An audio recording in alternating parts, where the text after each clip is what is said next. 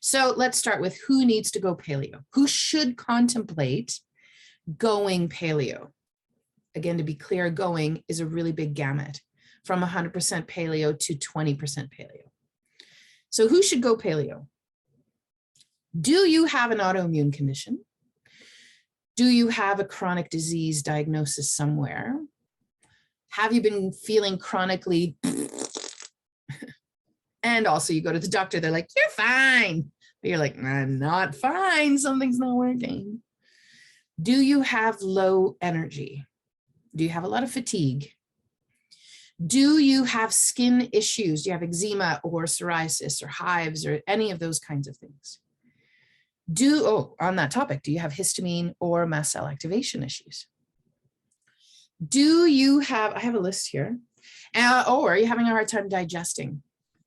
Do your farts clear the room? Do you have undigested food in your stool? Corn does not count. No one can digest it. That is the brilliance of corn. Unless it's properly prepared. That's another class. Do you have adrenal fatigue? Or do you have thyroid or metabolism issues? Do you potentially have some blood sugar stuff? How do you know you have blood sugar issues? Do you have cravings? Do you get hangry later in the afternoon? Does your mood or energy dip as the day goes on?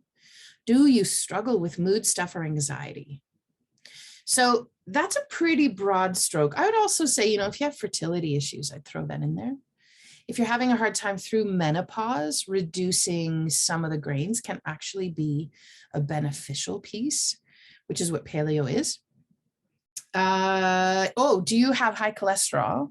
And do you have like the doctor's going, I'll give you 3 months, but I'm putting you on medication if you don't get those numbers down for whatever, high cholesterol, LDL levels, if your VLDL levels are weird, if your blood pressure is really high, or if you have any of these kinds of things, or if you have heart disease, if you have any kind of chronic health condition that took a long time to show up and is not going away tomorrow, going paleo is going to serve you well.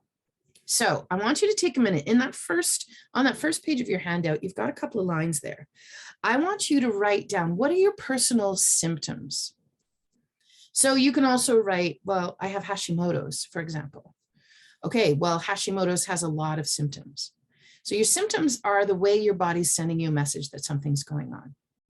So for example, somebody who has an underactive thyroid, for them, it may show up as, I'm always tired. My hair is falling out. My skin is having issues. I have itchy skin. If you have histamine issues, what are some of those symptoms driven by your histamine dumping? So for me, it's itchy skin, it's migraines, acid reflux. It might be hives for some, it might be chronic pain.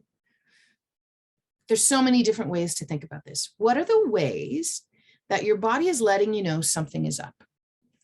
That's a symptom. I want you to take a minute. I'll give you a minute. Sit down and jot those down.